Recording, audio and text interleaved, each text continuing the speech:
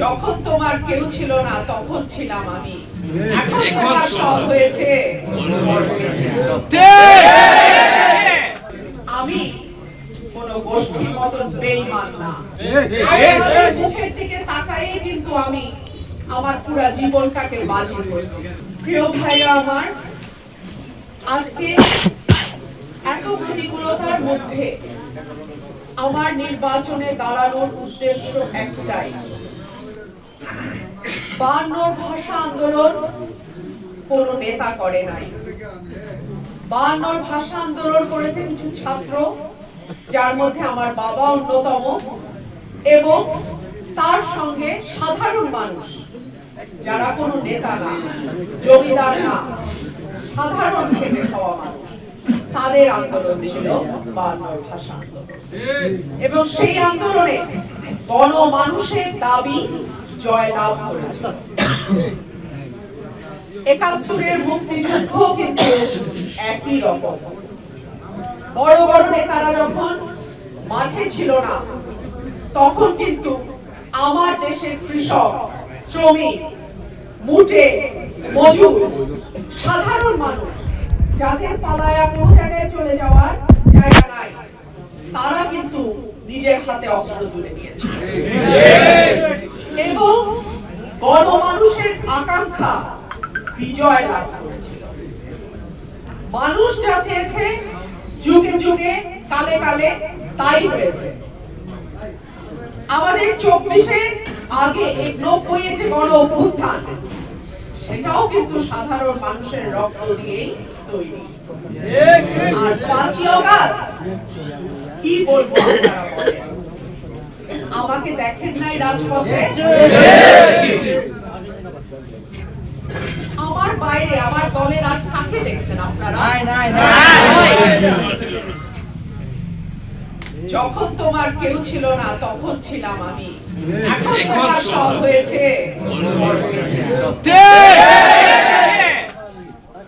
আমি কোন দলের বা কোন গোষ্ঠীর বা কোন স্বার্থান্বেষী মহলের আপন হওয়ার কোন দরকার নাই। আমি আমার মাটির মানুষের আপন। আমি কি আপনাদের আপন? আমি কি আপনাদের ঘরের সন্তান? আমার দাদা দাদির কবরটা কি আপনাদের মাটিতে নাই? তো তাহলে আপনারাই আমার সব। আমার মুখের দিকে তাকাইয়ে কিন্তু আমি আমার পুরো জীবনটাকে বাজি করছি। আপনাদের কাছে আমার বিনীত অনুরোধ থাকবে, মানুষ ভয় দেখাবে, মানুষ যখন টের পায় পরাজয় আসতেছে, মানুষ অনেক রকম ভয় দেখায়। মামলার ভয় দেখাও। 2 দিন আগে তোমরা ছিলা কচু ক্ষেতের তলায়, তোমাদের হেজার পাত্তিটা খুঁজে পাওয়া যায় নাই। আজকে তোমরা আমার নেতা কর্মীকে মামলার ভয় দেখাও। এত বড় চর্বি হয়ে গেছে 15 মাসে যে আমার নেতা কর্মীদেরকে তোমরা হুমকি দাও। আমি তাকে হুমকিও দেই না, ধমকও দেই না, তবে বিনীতভাবে বলি, আমার একটা কর্মীর গায়েও যদি একটা পশমকেও ধরার সাহস করে, তার জবাব তাকে আমার কাছে দিয়ে যাইতে হবে। RICL TMX, যুগের পর যুগ স্থাপনা থাকে মজবুত। শেখ হাসিনার আমলে আমার সাথে মিটিংয়ে যাওয়া অবস্থায় আমার এক কর্মীকে থানায় ধরে নিয়ে গেছিল, সরাই থানায়। আপনারা অনেকেই জানেন, আমি মধ্যরাত পর্যন্ত থানার বাইরে বসে থাকা ওই ছেলেকে ছুটায় নিয়ে গেছি।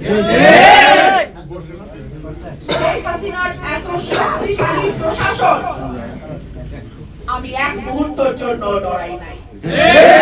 আর এখন অন্তর্বর্তীকালীন সরকার, তাদের ওয়াদা হচ্ছে সুষ্ঠু নির্বাচন। ব্যালট বাক্স ভৈরা কোন বিশেষ মার্কাকে জয়ী করার কাজ কিন্তু এই শর্টগুলো আমাকে দিচ্ছি, তো এগুলো দিচ্ছি। এই সরকারের এগুলো তো আমি সব নষ্ট করে ফেলছি। কোন স্বতন্ত্র প্রার্থীর কর্মীর গায়ে একটা টোকা দেওয়ার আগে আমার মতন প্রার্থীকে জবাব দিয়ে যাইতে হবে ইনশাআল্লাহ। প্রিয় ভাইরা আমার, নির্বাচনের আর মাত্র 1 মাস বাকি। এতটা দিন আপনারা আমার সঙ্গে কষ্ট করেছেন। আপনারা আমার পাশে না থাকলে আমার সাহস হতো না একলা একলা দাঁড়ানো। আমি কোন গোষ্ঠীর মতন বেঈমান না। খাওয়ার পরে মুখ মুছে উঠে যাওয়ার কালচারও আমি আমার পরিবার থেকে শিখি নাই। যেই পাতে আমি ভাত খাই আর আমাকে যে খাওয়ায় তাকে সম্মান করাই আমার পরিবারের। সুতরাং এই নির্বাচন একদিনের নির্বাচন না। এই নির্বাচন ঠিক করবে আগামী 5 বছর আপনারা ভালো থাকবেন, অন্য কারো দাবিদারি করে আপনাদের থাকতে হবে। এই নির্বাচন ঠিক করবে সরাই রাসুগঞ্জের মানুষের রায় জয়লাভ করবে নাকি অন্য কারো ইশারা জয়লাভ করবে। এই নির্বাচন ঠিক করবে এই 2 উপজেলার মালিকানা এই 2 উপজেলার মানুষের হাতে আছে নাকি নাই।